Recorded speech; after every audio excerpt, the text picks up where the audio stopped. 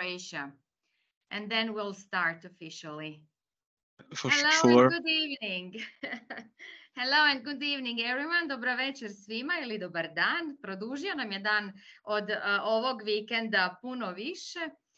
Htjela bih samo napomenuti na početku svim našim sudionicima iz Hrvatske, ako ste se prijavili na EMI, sve u redu, imat ćemo vaš popis na kraju iz Teamsa, a ako se niste uspjeli prijaviti na EMI, onda samo vaše puno ime i prezime i škole HR adresu u komentarima, pa ćemo to preuzeti, dodati vas i riješiti. Ako slučajno kroz par dana ne dobijete potvrdu, a sudjelovali ste, javite se slobodno da grešku ispravimo. Anita, pozdrav i tebi, izvoliti sa onim našim uobičajenim početkom. Može, dobar dan svima i od mene. Hello Andreas, nice to meet you online. As Alenka said, we will just do a few introductions in the beginning, and my job at the very beginning is to share my screen and share a video, just a few slides with regards to our national agency and eTwinning. So I'll share my screen.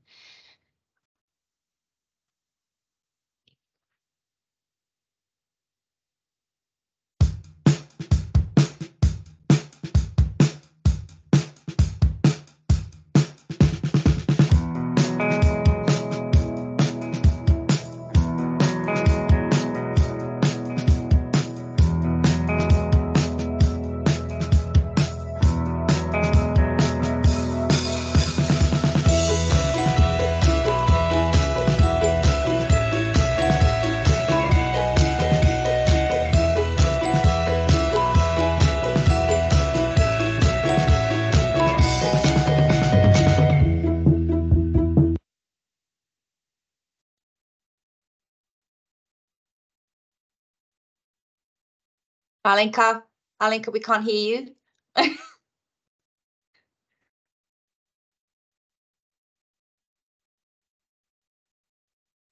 Sorry. There we go, we can hear you now. Yeah, I just wanted to welcome Andreas and say a few words about him, our dear colleague, eTwinning ambassador.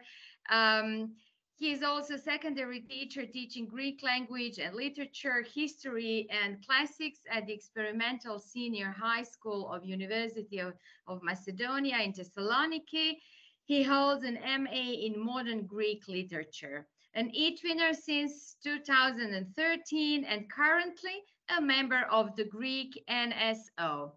So Andreas, welcome. We are happy to have you with us and very excited to hear about your experience, as you said, in the last 10 years.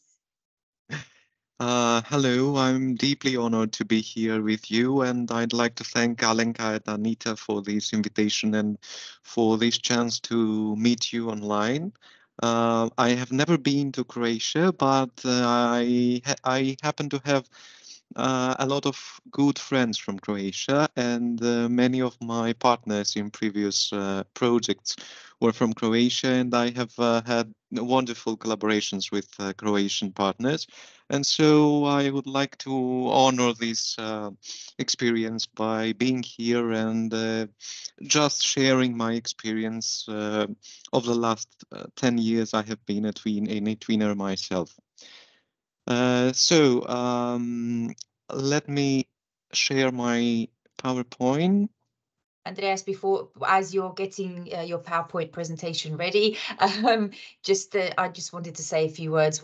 I'm also very excited to hear about your stories. I haven't seen the presentation, so it's going to be very interesting from my perspective as well. The whole point of these webinars is for our colleagues from Croatia to meet international eTwinners who have new ideas and experiences. Every time that we hear any of our colleagues' stories. I know that we all come away with more motivation, more inspiration, and kind of a desire to connect even more with teachers and colleagues from outside our own country. And also the point of these webinars is to show our Croatian colleagues that eTwinning is all about cooperation and collaboration. In this way, they get to meet new eTwinners and, as I said, connect with them. So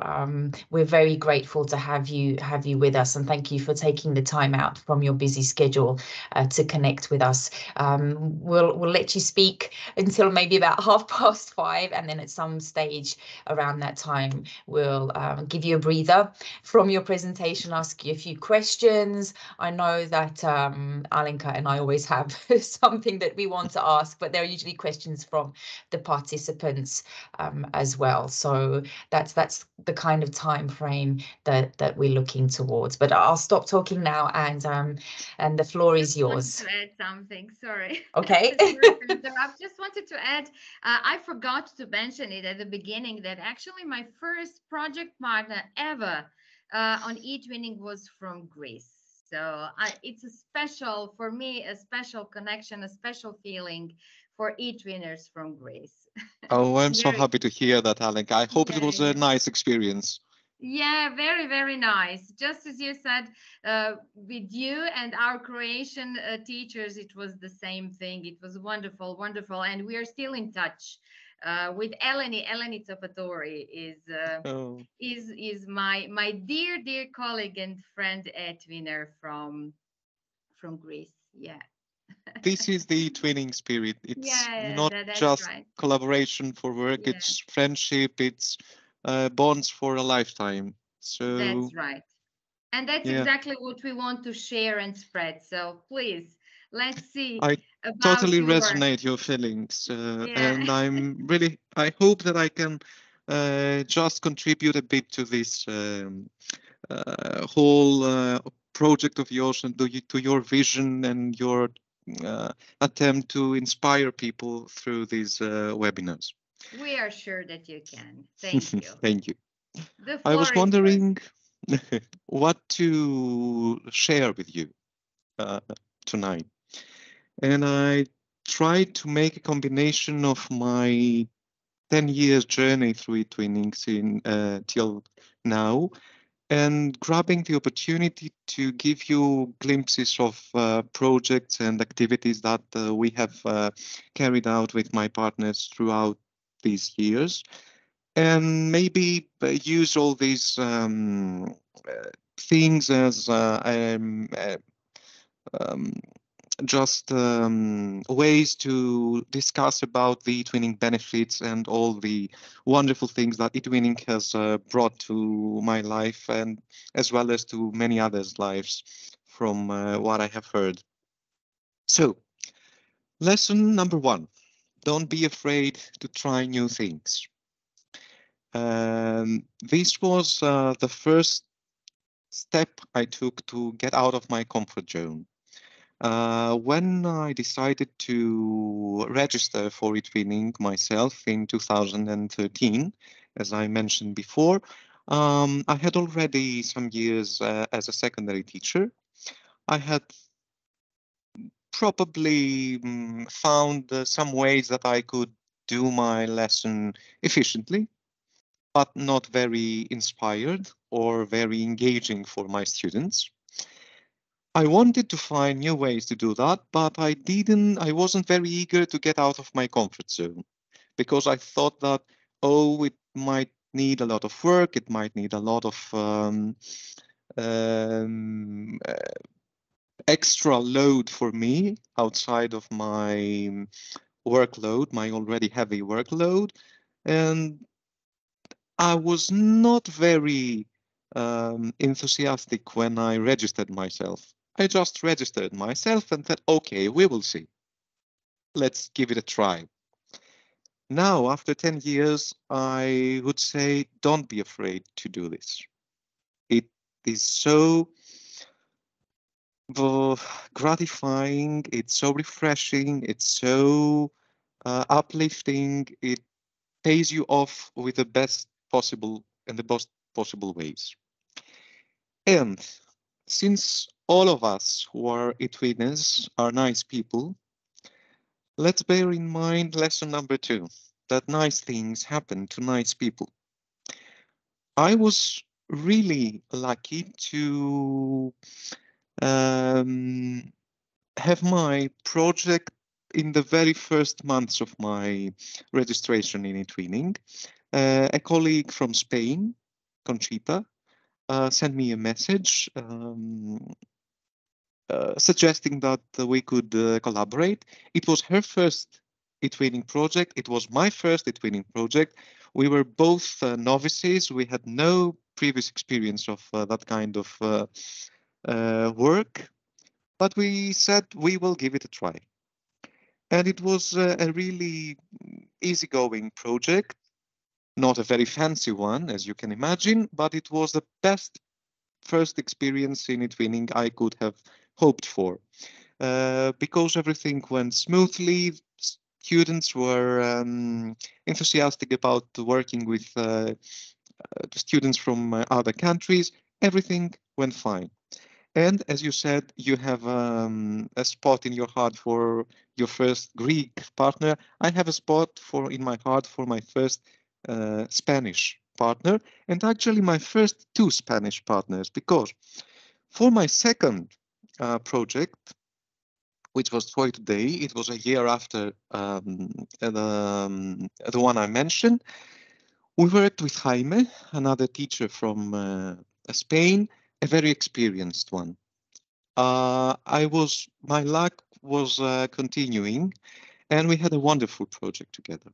It was a much more complicated project that required a lot of effort from ourselves and from our students. And the first thing I learned from this collaboration was that it is very important to try and organize your twin space in a way that makes sense both for the visitors of the twin space as well as for the students. And since our project had to do with tragedies, with ancient Greek tragedies and the myth of Troy and the Trojan War and Helen and all these Homeric heroes and heroines, we tried to organize our twin space in the form of the structure that an ancient Greek tragedy has. It has a prologue, it has several episodes, and it has an exodus at the end. And this is something that I really try to do in every project I carry out. Find a way that the structure of the twin space relates to the theme of the project. We used for the first time, it was my first time to use collaborative tools in such an extent. And we used Prezi, Padlets, but what I learned from all that, it's not about the tools, which seemed at the time very innovative or very fancy. It's about the pedagogy behind the use of these tools. And we created actually some photo comics of the ancient Greek tragedy, and these comics were created by transnational teams. So all of the students from the different countries taking part had a shared Google Sheet, a presentation, and they put together pictures and translations from Helen, which is Euripides' tragedy, and they brought to life this ancient Greek drama. And you can see some pictures of their work. But we didn't stay there. We went as far as to create a collaborative performance of the drama. And I was really wondering how we could make this happen, because we were in Greece, the other partners were in Spain, and there was a school in Italy that was collaborating with us as well. But we find a way, and we made the costumes for the production. The Italian partners made the music for the production. It was a music school from Italy. And when we brought all these together, the Spanish school made a production of the play using our costumes and the music that the Italian partners created. It was the most fulfilling sentiment I had experienced as till then in my professional life. It was so amazing watching a play that was set in Spain. We had the live streaming version of it, and we could see the costumes that my students had designed and the music that the Italian partners had composed. And seeing all this together made me, for the first time, proud for the work we had done in eTwinning. You can see some of the pictures. It's from the rehearsals, it's not the actual show. And all this hard work, it was my second project, but it was a really requiring and demanding project, pays off. This project won the second national award in Greece. And actually, I had the luck to be invited to a professional development workshop in Munich. It was my first eTwinning journey, my first eTwinning trip to another country. And this was a life-changing experience. I don't know how many of you have already been to a workshop with colleagues from other countries in eTwinning or other Erasmus Plus opportunities, but it was something that I consider to be a turning point in my professional life. I was so happy to meet like-minded people from all over Europe, exchange ideas with creative, inspiring, hardworking people from Croatia, from France, from Italy. The workshops I attended were so enlightening. I think that these PDWs are what makes eTwinning so much different from other initiatives, and it explains its success story so far. We were deprived from those trips during the COVID years, and I hope that we will start meeting each other in person again. And there I had my first Croatian bond. I attended a workshop by a very distinguished Croatian colleague, Ariana Blažić, and I was the winner of the competition she had us take part in, and I was awarded this wonderful Zagreb heart-shaped medallion. Lesson number 4, don't be afraid to take a break or take it slowly. After this award-winning project, I didn't know how to go on. The partner we worked together the previous year was not intending to do another project next year. I had met several other people that either some of them were not really experienced, other didn't want to get themselves involved in a project. That year, I was trying to find my way through it in eTwinning. But this year that I didn't do any projects, it's the only year I have never made any eTwinning project for these 10 years, was actually really useful, because everything that I had learned so far, I had the time to digest it and put it into action more with more self-confidence the next year. And since the previous experience had ended with a trip, my next project was about visiting other countries and about digital cultural heritage all over Europe. It was a project where for the first time I had my students involved in coding activities, collaborative coding activities through Scratch. And they made different games related to monuments and sites from all around Europe. It was a project that had a lot of communication and interaction among students. All of the previous projects had some kind of communication and collaboration, but this was the first time that I realized how strong and how important is the opportunity we can provide to our students to exchange ideas, to communicate it in authentic communication situations with students from all over Europe and practice their English. I'm a Greek teacher.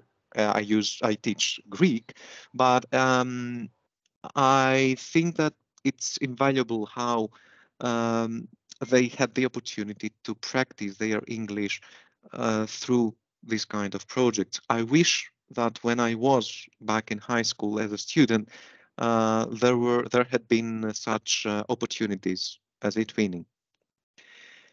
And we created a collaborative map with all the different monuments and cultural heritage sites from all over Europe. And the evaluation that we got from students, from parents of students, because it was the first time we had parents invited to our twin space and they had some kind of involvement in the activities, was very enthusiastic. So we thought that I just saw that Ariana just joined. If I saw, okay. Ariana, I was just mentioning you because I was reminiscing about the first time I met you in Munich and the Zagreb heart-shaped trophy you gave me for the competition and the escape room you had created for us there. I pre-screened it, so we will show it to her. Okay, great. Thank you, Alenka. Yeah. And welcome, Ariana. We have to say that so far, I think everyone has mentioned Ariana and how much they learned from her. Happy to have her on our Croatian eTwinning team. She is a wonderful person. Hi. I just dropped by to say hello to all of you and especially to Andreas. Hi, and Ariana. Greetings from I'm so London. happy to see you. From London. Oh, lucky you. Hello, London. Yeah. So Ariana please so, continue. Right? I will stay here and listen to you. I must say that Ariana is one of the most giving, hardworking, inspiring, creative people I have met in my professional life. I owe a lot of what I am as a teacher now to Ariana and her ideas and her eagerness to help us and share what she has already learned. Thank you, Ariana, for everything. Andreas, thank you. But it is easy for me to be sharing and inspiring in such an inspiring community dedicated to sharing. So it's really my honor and my pleasure to be part of this community. Thank you. Thank you for being your colleague and friend. We will have more of Ariana in the following slides because I had the privilege to collaborate with Ariana in a very beloved project of mine. As I was saying before, this project had enthusiastic comments from parents and from students, and we thought that we could extend the project to become an Erasmus Plus mobility opportunity. The thing that helped us was the fact that we won the eTwinning Award for Cultural Heritage in the framework of the European Year of Cultural Heritage in 2018. So this was a strong asset in our application to get an Erasmus Plus grant and have our students travel. And this is a picture from the very first mobility of that project. As you can see, I don't know if the picture can show how happy the students were, how energetic, how it was one of those moments when you feel so lucky that you are a teacher and that you have the opportunity to help students travel and experience all those kinds of things. The 6 students I was accompanying at the time, 5 of them was the first time that they left the village. I was working at a village near Thessaloniki at the time. It was the first time they were out of the village, out of the whereabouts. The first time they boarded an airplane, and of course the first time they were abroad. And they had the opportunity to stay at Dutch families if the mobility was in Amsterdam, and communicate with their peers from the Netherlands and try Dutch food. They were not very excited about that, but it was a new experience. And parents came back when we were back to Greece and said that their children were transformed through this experience. So the synergy between eTwinning and Erasmus Plus is invaluable. And as my journey in eTwinning moved deeper and deeper, the next project helped me dig into the diversity. Since till then, I had collaborated with, let's say, countries from the western part of Europe. Spain, France, the Netherlands, Italy. It was the first time that I collaborated with countries like Azerbaijan, Armenia, Georgia, that were so far from what the European Union, from the experience from European Union that I had so far. And it was a project that had students engaged in a lot of communication via a lot of apps, not just TwinSpace. And they had the opportunity to share their clothing, the national costumes, and their school's clothing, their towns and their living areas, the music they liked. And it was the first time that I saw how students were surprised to find how many things they have in common. And the collaborative product of this project was a collaborative cookbook that had a lot of recipes from all the involved countries. And they were recipes, some of them were very local recipes, very distinct for the area of their origin, French ones, Armenian ones, Greek ones. And there were a lot of recipes that showed a common background and a common base for all European and other students involved in the project. And it was the first time that I tried to implement an eTwinning project in my history lesson. And it was very, very interesting because usually the history lessons, especially in Greece, they are mostly related to Greek history or history related to Greece, one way or the other. And it was the first time that we had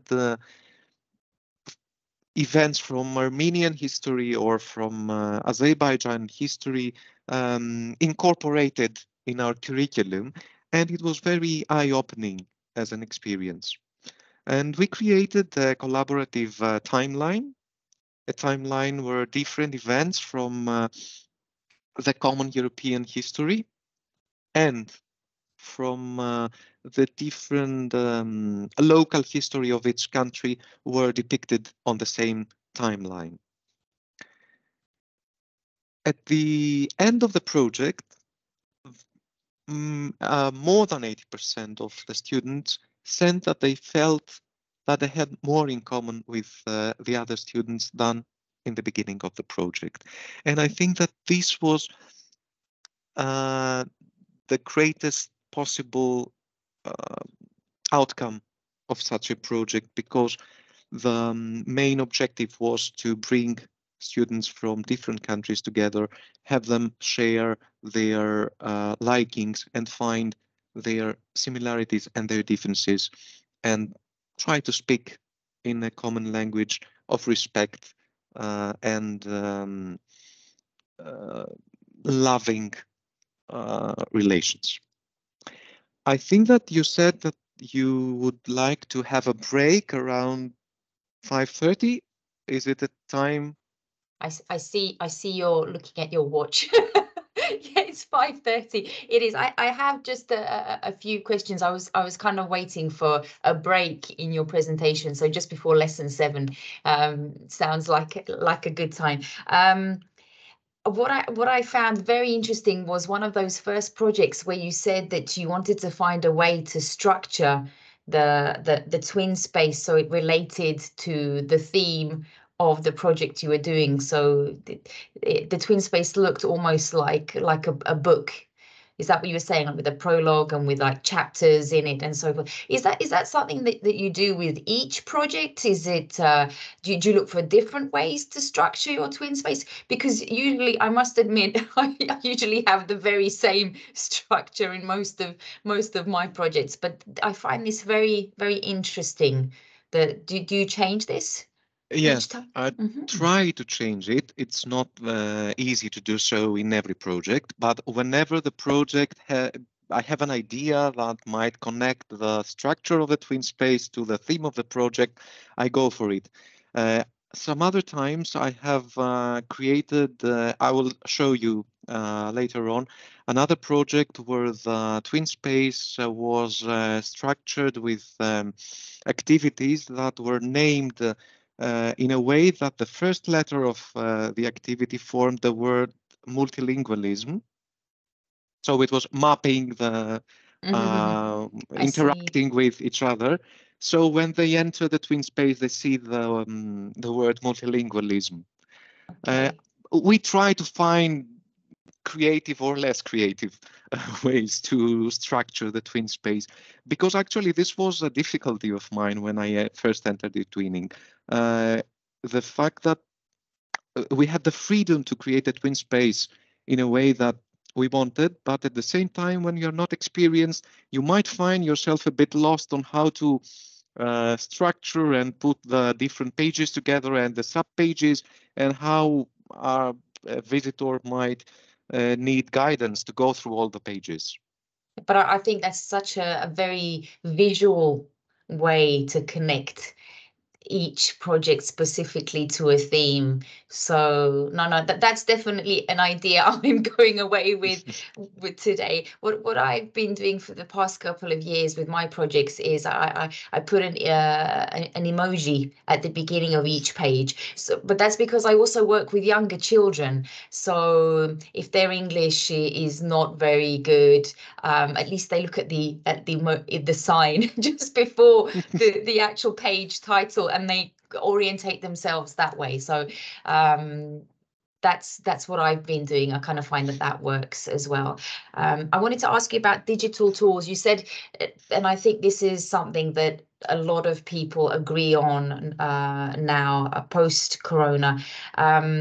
It's not about the quantity of digital tools that you use, because I mean, there are so many, there are so many brilliant tools, but you have to kind of pick and choose the ones maybe that, do you choose the ones that you like the most, or the ones that are the newest, or the ones that you're the most familiar with? How do you decide which tool you will use for which project?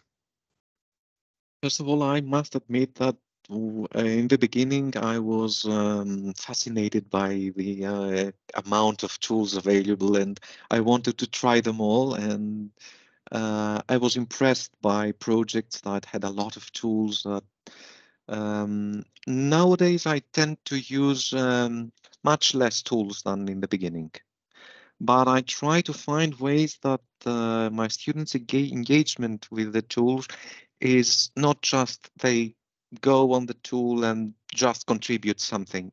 I try to find ways that the tool is organically linked to the activity. It's not always that easy, but I try to find the tool that serves the purpose of the activity, and not vice versa. Because in the beginning, that fits the best with what you're doing. Yeah, I must say that I wanted to use, let's say, Wakelet for the first time. I tried to find an activity that I could use Wakelet. Now I try to, first of all, have very clear in my mind and in the collaboration with my partners what the objective of the particular activity is, and then try to find the tool that suits this purpose in the best possible way. Yeah, I think that's the best way of doing it. But then, you know, again, I must admit, a few years ago, I just wanted to include everything. Yeah, me too. I can totally everything looked understand. Fabulous. And now I'm going to mention Ariana again. She's turned the camera off, but all the artificial intelligence tools that she's been suggesting, because she's heading this this MOOC on the European School I'm Academy. so jealous. I want to use them all. Well, this is the problem, isn't it? Because they all look brilliant, and you just want to try each and every one. And I find myself spending a lot of time just investigating, you know, certain AI tools within. I know Canva is. I love to use Canva and so on. So I don't know. I think we all tend to go through these stages where you know, you see something, you immediately want to try it, don't you? But then the other thing that I just wanted to ask before we let you head off on to carry on with the presentation, do you find that you're working with a smaller group of partners than you were before? Because we had a guest from Greece a couple of weeks ago, Nektarios Parasopoulos. I know. And he said that he used to believe that a project was good if you had lots of partners, you know, as many students as possible, but that now he tends to do the exact opposite. Do you find that as well? If I had a diagram of the number of partners involved in my projects, I think it would have started with 2 partners, just me and the co-founder. Then it started raising until we reached the number of 15, 16, Okay. and it started dwindling, because I think that 2 partners maybe are not the best possible way to do a project.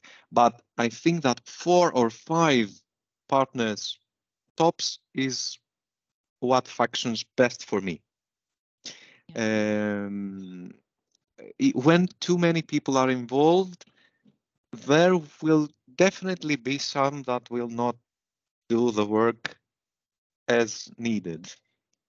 Yeah. And a lot of time will be lost in explanations and waiting for the others to do their contributions to the project, and these things it's logistics as well, isn't it? Because as much as I would love to be able to work with 10 partners from different countries and hear different perspectives and do different activities, it is so difficult to include all of that within the work that we do on a daily basis in school as well. So I think it's almost physically impossible to have that many partners on each and every project. Maybe if you had one huge project in the year, then do it that way. But then again, you said that's what works best for you, and maybe other people love the chaos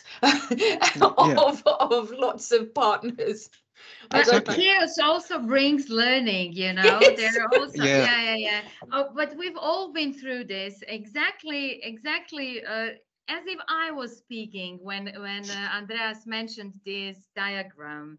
I also started with only one, and then again with only one, and then you didn't get the national quality label, or the project partner just stopped taking part in projects and doing the tasks. Then I decided to have as many as possible, just not to, you know, fail with project activities. Then it was, of course, too many.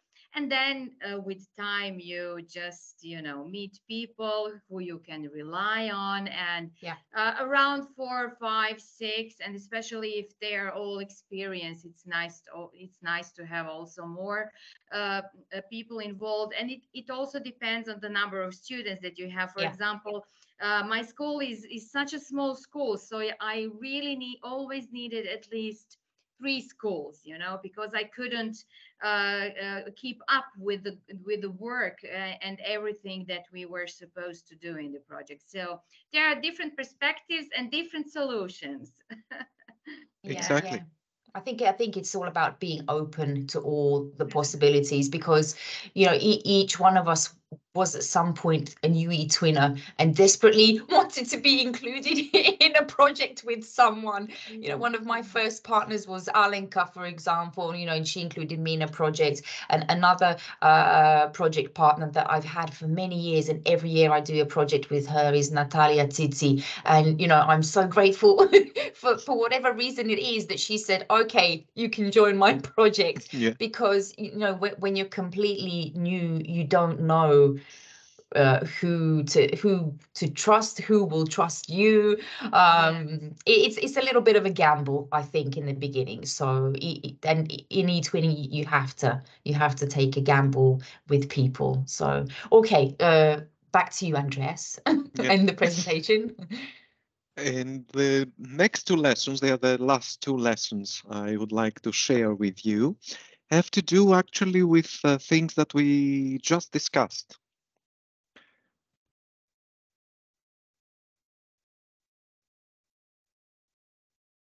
Let me share my. Hope that it is okay. The lesson number 7, creativity is intelligence having fun. I will now go to the 2 projects that I have most fondly kept in my heart. They were 2 projects that we carried out through the COVID years. So the major part of them was carried out while schools were closed and we were teaching remotely. And I think that they were 2 of the reasons that kept me sane throughout these difficult years. And I know for sure that many of my students told me that the fact that they could take part in such projects and work with students from other countries and have a different perspective of the world while they were closed and isolated in their rooms was something that gave them the courage to go through this difficult period. So it's a project called European Art 2.0, and here's Ariana again.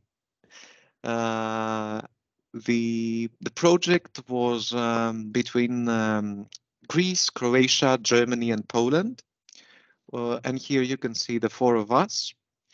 It was a very fortunate collaboration. It was one of the best possible partners I have ever met and have ever worked with in eTwinning. You can see the first meeting we had to set the objectives and the work structure of the project. As you can see, we had a lot of fun. And fun and creativity, I think, are major key elements of the eTwinning project. If you don't have fun, you cannot give the best of yourself. And we had a lot of fun, not on just with the students, but among ourselves as well. It was a project about art, and students worked in transnational teams that were named after European artists, and each team got the name from a name picker wheel randomly. And this is the logo. They tried to incorporate different paintings and art pieces with quotes about art. And we used extensively Europeana. It was one of the first projects that I used the Europeana resources to such an extent. And it was very useful because it was a time where students were really exposed to billions and trillions of digital information all day long, because they were in front of their mobiles and their computers all the time. So it was really important to learn how to use these resources, how to credit content, and it was really important. And we had the 3 steps. We started curating resources about art, engaging with applications that had to do with the digitalization of art, and the most demanding activities were the creative ones, where students were called to create different artifacts that had artistic elements. The curation step was the search for online web pages of galleries, museums, and other institutions that had to do with art. It was our way to cure the closure of museums and the fact that we had no access to the actual pieces of art. The engagement, it was a time where the Google Arts and Culture application was first launched, and our students were among the first ones to give it a try. And we used a lot of augmented reality applications, such as Squiver Vision, to bring pieces of art into life. And the creative process, we took part in the Europe Code Week 2020, and they created these simple pieces of art via coding. We used the Europeana resources that were in public domain to create jigsaw puzzles and GIFs. And all of the GIFs were related to interior spaces, as you can understand, because it was the year of closed spaces. We created even advent calendars using digital resources that had to do with art, collaborative games, and escape rooms. Each team created their own collaboratively created an escape room related to one of the artists that had named them, And all of them were different stages of a huge escape room that one needed to go through in order to find the exit. And here you can see some pictures from the actual escape rooms. It was the year of online meetings, not only in eTwinning, in everything. So it was an opportunity to use the Europeana resources as virtual backgrounds. And Ariana was very, how do I say, her contribution to the project, apart from all the other things, was very important in the evaluation phase. We created a lot of self-evaluation procedures where students had the opportunity to evaluate their individual work as well as their teamwork and get a chance to reflect on their own practices. And it was extensively disseminated through social media and presented throughout events. This project won, it was awarded in the 16th European competition in Germany, the Wettbewerb, and it won the first national eTwinning prize in Greece. And it is included in the last annual eTwinning book, Our Future Beautiful Sustainable Together. You can find this project I am talking about. And the last lesson is about friendship and eTwinning as a family. I have been through 10 years in eTwinning. I have met a lot of wonderful people, teachers and students from all over Europe. I have made friendships. I have danced and got drunk and exchanged ideas and worked together with people from Croatia, Germany, Italy, France. And I now consider that Europe, the European Union, the Europe as a continent, the other countries that we share a common space, a common civilization, and a common vision are friends and family. And this is the last project I will present. It was a project about the different languages, multilingualism in Europe, as a way to connect and unite us in diversity. And this is why students wanted to use the Tower of Babel as a symbol because of the different languages that the European Union, one can find in the European Union, but combined and united by the flags and the stars of the European Union. We were schools from Greece, from Romania, from France, and we explored the different ways of writing from ancient times till now, and the different signs and symbols that the different alphabets in Europe use. We had students copy parts of books in languages that they didn't speak, so that they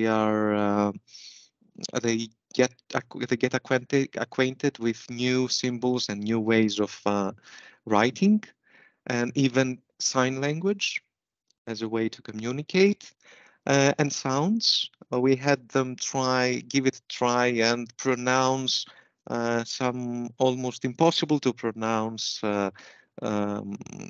excerpts from different languages, and the other students from the other countries had to do that in Greek. That was all Greek to them.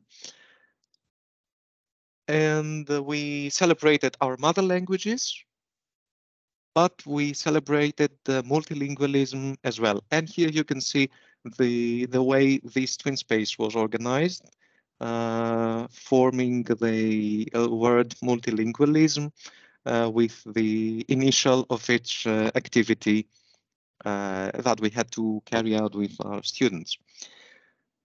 We explore not only the European Union official languages, but as well as the underrepresented languages, because in many countries in Europe, there are languages that are not official languages of the European Union. We discussed about the benefits and the challenging of the fact that the EU has many official languages. We discussed about the power of language and of words, and it was an activity based on 1984, the novel by Orwell. For those who have read it, you will remember that there is the new or speak, the new language that is being created by this government that is in control of the world. And this language, instead of being enriched by new words every year, is being deprived of words and notions, and it becomes poorer and poorer every year. So students took guesses in what kind of words such a government would try to ban and why. And this was a way to discuss about the power of languages. We tried to find French words of French origin in Greek and Romanian, French of Romanian origin in French and Greek, and vice versa. So to understand the interaction between languages. And most people, after this activity, most students found that the interaction between languages is a good, not a bad thing. And we even spoke about translation. We had the opportunity to interview a translator that works for the Directorate for Translation of the European Commission. And our students had the chance to send her a collaborative questionnaire, and she was polite enough to answer to all their questions. And they even tried their luck in the Juvenes Translatores competition, which is a competition of translation for youngsters, European youngsters. And the whole project ended with a collaborative podcast where students speak in English and in their own mother languages about the different European languages. I think that I have already been very tiring and bombarding you with all these activities, bits and pieces. Thank you so much for being so patient and for staying with me for so many projects and for so many experiences of my twinning life.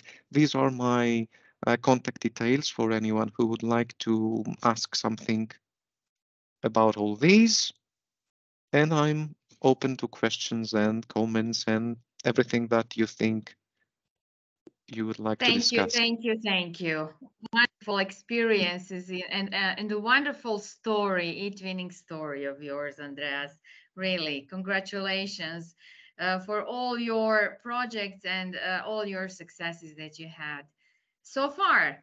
Now that you're at NSO, are you still active in the eTwinning world and projects?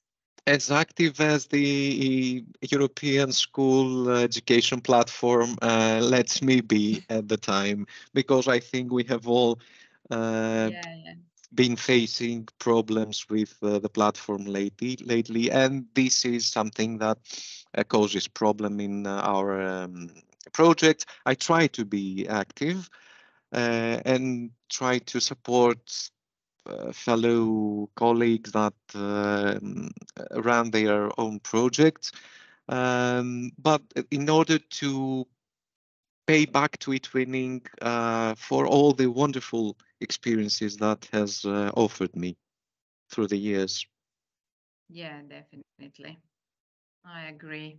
There's so many. I got an idea when you talked about ICT, you know, when you mentioned that, you know, you don't need to have many different digital tools in order to have like a high quality project. It's all about ideas, creativity, innovation, how to use something. Actually, I got an idea maybe to run a project with only one digital tool, but, you know, using it in different activities and for different purposes. It could also be like maybe a solution for some colleagues who are not very handy, let's say, with digital tools. But I always also like to say that and underline that we should also let our students lead that digital path in eTwinning projects. And we as teachers don't need to know every tool involved in the project, but also let them use whatever they like and what they're familiar with, and in the end also learn from our students. I think it's also one of the things that could be motivating for teachers who are maybe not so experienced with technology. And there have been many cases that students have found impressive ways to use the tool that they had never thought of. Yeah. So we should trust our students. Definitely. And one of the quality criteria says also that we should let our students decide on the activities, but also on the way how to deal with the tasks during the project. So maybe why not suggesting and maybe giving some solutions to our participants today. Thank you. It's already 6:01. Anita, we are actually officially finished with the webinar. How did that happen? I can just say cheers, and I hope, Andreas, you will come to Croatia so we can cheer together. Actually, I have an invitation for Croatia for next September. Okay, which part of Croatia? Karlovac. Karlovac. Okay. Not so far away from Split. I'm in Split on the Adriatic coast, so welcome to come to Split. I hope I have the chance to. Thank you so much. From me as well, Andreas. There's lots of brilliant ideas. I think if people come away just with one, idea, that's more than enough. Something that kind of gets you the cogs in your mind working, thinking, you know, I'm now thinking about Alenka's idea of if I could pick only one tool, which one would it be? And it has to be one that can do a lot of things, you know, as well. So, but it's also, you know, you have to be wise when you have just only one tool. It's, you know, it will make you think harder. It's not an easy solution, and this is what can sparkle some new ideas and innovation. Very true. Yeah. Thank you to all our guests today. I don't know whether I should mention her yet again, but Ariana, if she's there, thank you also to her for joining us and supporting us. Thank you to each and every one of our guests from Croatia and beyond. Most of all, though, thanks to Alenka and to Andreas for spending the time with us. Take care and hope to see you next week. Thank you for having me. Thank you. Bye-bye, everyone. Bye.